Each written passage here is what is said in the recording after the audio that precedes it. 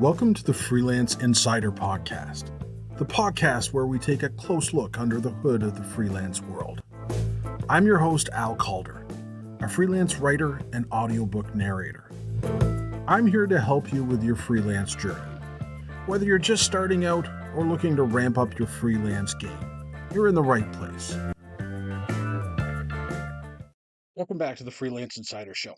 Today we're diving into the world of freelancers and business owners. Are you ready to level up from freelancer to business owner? That's what we're going to figure out.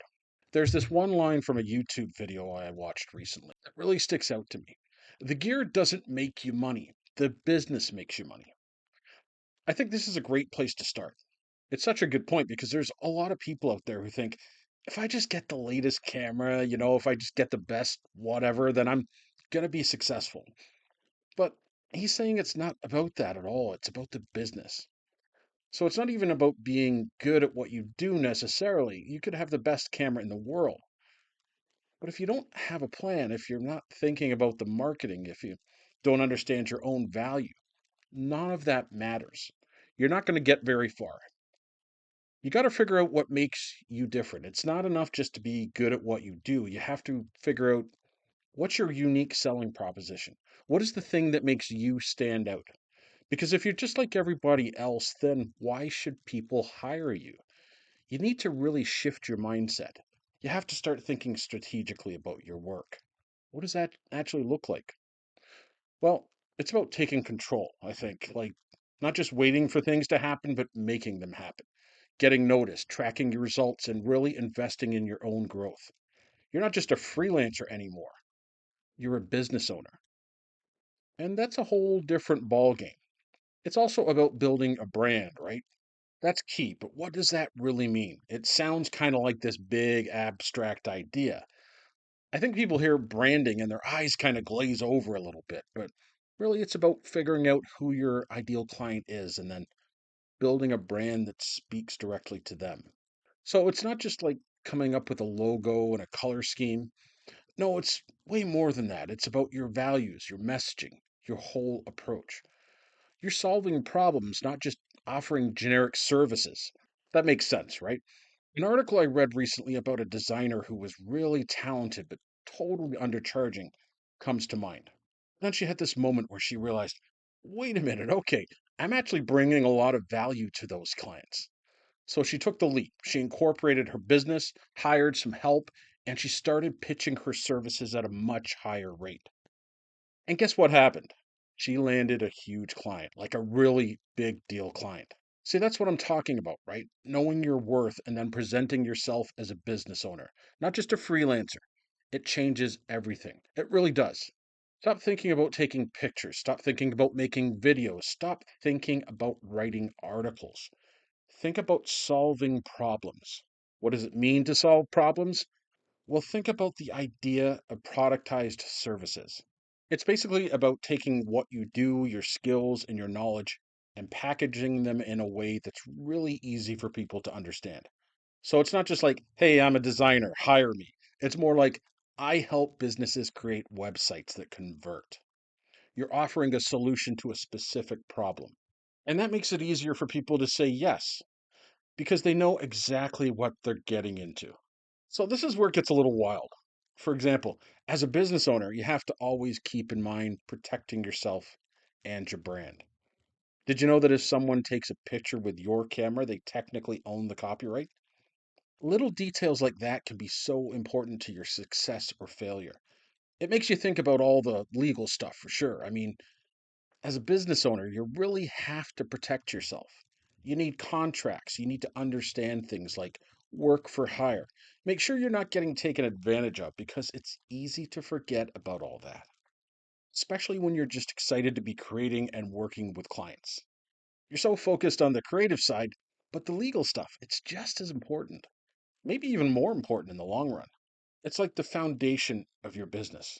You got to make sure it's solid, otherwise, the whole thing could crumble. Mindset is everything. When I started researching for this episode, I was thinking, okay, LLCs, websites, the practical stuff, the nuts and bolts. But it's deeper than that. It's not just about the tools, it's about the mindset. You can have all the right tools, but if you don't have the mindset, you're not going to get anywhere. It's like having a toolbox full of great tools, but no blueprint. And the stories really help to bring this to life. The anecdotes, like that designer I mentioned earlier, the one who was undercharging. She was so talented, but she didn't know her worth. But then she had that aha moment and raised her prices, incorporated her business, hired help, took these things off for her, and she landed that huge client. Stories like this are so inspiring. They show you that it's possible to break out of that freelancer mindset. And one thing that always stands out for me is this idea of working on your business, not just in it. It's so easy to get caught up in the day to day, in the weeds, so to speak. But if you're always just reacting, you're never going to get ahead. It's like you're on a treadmill, just running and running, but not actually getting anywhere. So, how do you make that shift from working in your business to working on it? That's the question. It's about being intentional with your time, okay? So, carve out time. Block off time in your calendar like an appointment. Treat it as non negotiable for working on your business, for the big picture stuff, and track your results. The data, which to be honest can be a little bit tedious, but you really have to do it because data is power. If you're not tracking, it's like trying to navigate a ship without a compass. You don't know if you're going in the right direction. So track your income, expenses, conversion rates, all of it, so you can make informed decisions, not just guessing. Also, build a library of content. Freelancers often undervalue the work that they've already created. It's easy to do. You're always moving on to the next thing, the next project. But every piece of work is a valuable asset. You can use it in your portfolio on your website to attract new clients. You can even repurpose it. So think of it like building blocks for a larger body of work. And speaking of building, remember to invest in your own growth. This is a big mindset shift. You have to start seeing learning as an investment, not an expense. So take courses, attend workshops, hire a coach, whatever you need to do, keep growing to stay ahead of the curve. And don't forget about networking, getting out there, going to conferences, joining groups, building relationships. It's so important. And as a small business owner with a lot on your plate, take advantage of AI tools.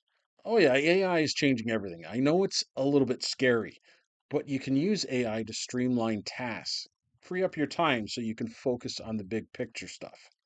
But remember, AI is just a tool, it's not a replacement for human connection. So find the right balance between technology and human interaction. And another powerful concept we should touch on is niching down, finding your niche. Instead of trying to be everything to everyone, become the expert in one thing. It'll attract the right clients and you can charge more. It's a win win. Also, don't forget about setting boundaries. That's so important, which can be tough for freelancers because you want to say yes to everything, right? But you can't. You have to learn to say no, protect your time and your energy. Otherwise, you're gonna burn out. Consider blocking off time in your calendar for strategic thinking. That way, you're not always just reacting, you're being proactive. And it all comes back to that mindset shift from freelancer to business owner. You're not just selling your time anymore, you're selling solutions. You're building something bigger. It's a whole different ballgame. I think we've uncovered a secret truth about building a business. It's not just about the doing, it's about the thinking, the mindset. We started off thinking about the concrete stuff, the LLCs, the website, but we ended up somewhere much deeper in the realm of the mind. The importance of mindset. It's like we've been building this blueprint, not just for a business, but for an entrepreneur, for the person behind the business. And I think those stories really hit home. They show you that it's not just theory, it's real people making those mindset shifts and seeing real results. So, on this journey together today, we've gone from the practical to the philosophical, and now it's up to you to decide what you're going to do with it. Are you ready to embrace the business owner mindset? It's a big decision. But I think this episode has given us all a lot to think about. And ultimately, it comes down to this: what are you going to solve for your ideal client? That's the heart of it all. That's the essence of a successful business. Until next time, good luck on your journey. Thanks for tuning in to the Freelance Insider Podcast. If you enjoyed this episode, please subscribe and leave a review. It helps more freelancers like you find the show. Got questions or topics you want covered? Reach out to me at remoteofficeworld.com. You can also find the link in the show description. Until next time, keep on freelancing your way to freedom.